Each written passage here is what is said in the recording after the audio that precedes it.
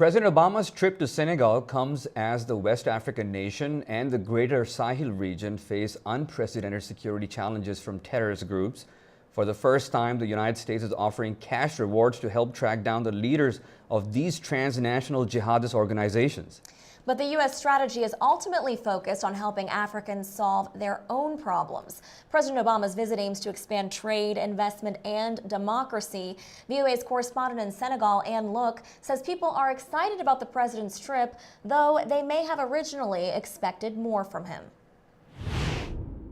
I think people had this understanding that he was kind of a special American president and he was perhaps going to pay more attention to them than other presidents had, and I think that's not really what happened.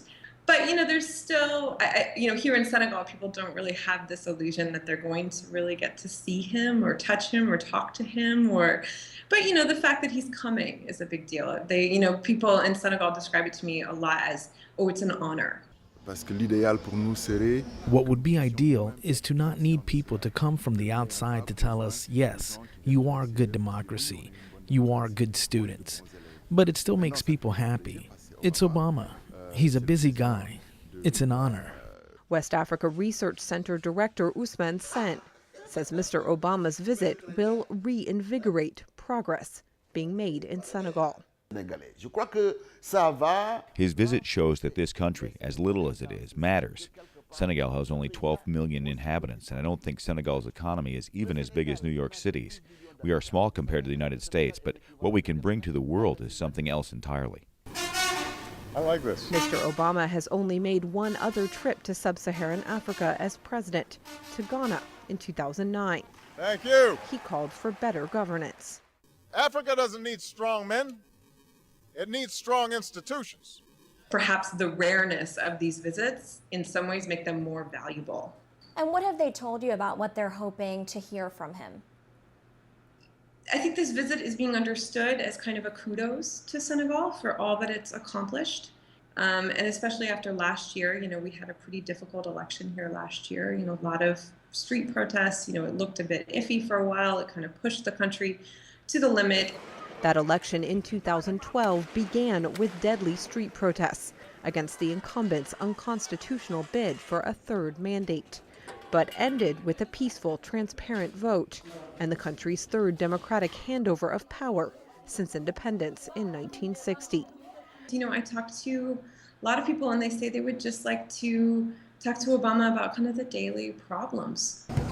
Soccer coach Adi Ndoye says President Obama has a certain influence with African leaders, and he should use it more. Not necessarily giving them lessons, but rather instilling in our presidents a way to run their countries that benefits everyone, not just the leaders and their families. Major challenges remain in Senegal. Young people here say they would tell President Obama about how hard it is to pay for school or find a job. We had hope with the new government, but we still don't have jobs.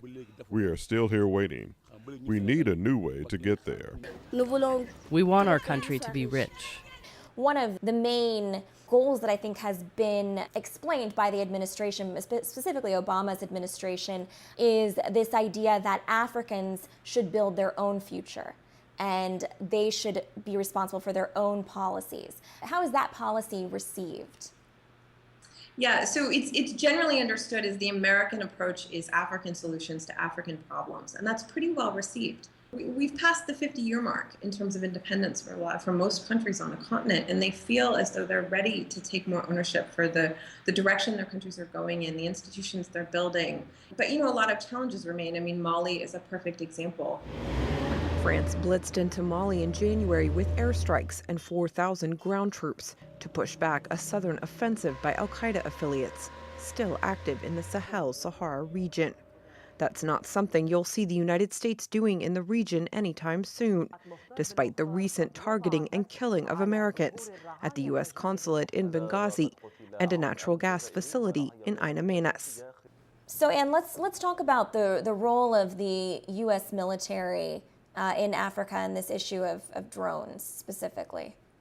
Yeah, the U.S. announced that it's opening its second drone base on the continent in Niger. And Niger, if you look at it on a map, is just smack in the middle of this very unstable region. You know, you've got the Sahel, you've got Mali, you've got Libya, you've got Algeria. And so I think this move, you know, they obviously don't say much about it publicly, but this move is seen as kind of a reflection of the importance the U.S. places on this region and the threat that's in this region, and you know, this desire to keep an eye on things, to surveil. All right, and thanks again to Ann Look, VOA's correspondent in Dakar.